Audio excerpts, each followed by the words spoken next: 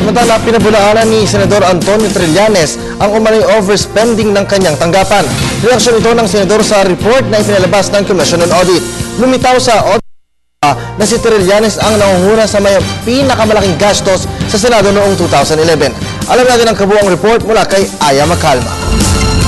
Muli na naman nanguna si Senator Antonio Trillanes bilang pinakamataas na gastos sa Senado para sa taong 2012 na nagkakahalaga ng 54.96 milyong piso. Para kay Trillanes, hindi kumpleto ang inilabas ng Commission on Audit o COA report. Anya, hindi isinama sa COA report ang budget para sa Oversight Committee. Pero kung ito ay sinama, tiyak na siya ay may pinakamababang datos. Depensa ng senador, napunta sa pamahagi ng bonus para sa kanyang mga empleyado, kaya ito mataas. Anya, umaabot sa higit kumulang na 40 empleyado ang mayroon ang kanyang opisina. Di tulad ng ilang senador, naaabot lang sa 20 ang kanilang empleyado. Kaya sa COA report, mababa ang kanilang nagastos. Yung COA report na yon, it's partial, ano? Hindi siya kumpleto in the sense na yung oversight committees hindi kasama ron.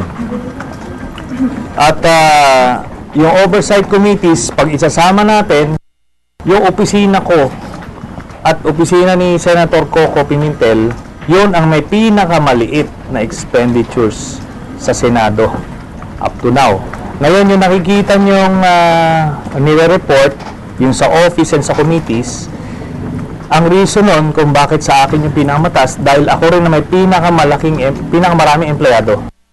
Nililinaw rin ni Trillanes na wala siyang ghost employees o anomalyang transaksyon na ginagawa. Dagdag pa ng senador, hindi niya sinama sa budget ang pagpunta niya sa China kung saan tumayo siyang representative ng ating bansa para maayos ang hidwaan sa West Philippine Sea. Wala, diretso sa empleyado eh. Diba? In fact, even the COA report said na wala namang irregularity. Meron ba silang sinabing na walang anomalous transactions?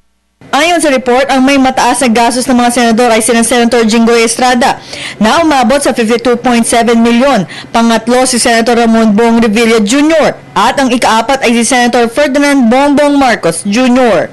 Para sa Telebisyon ng Bayan, Aya Macalma.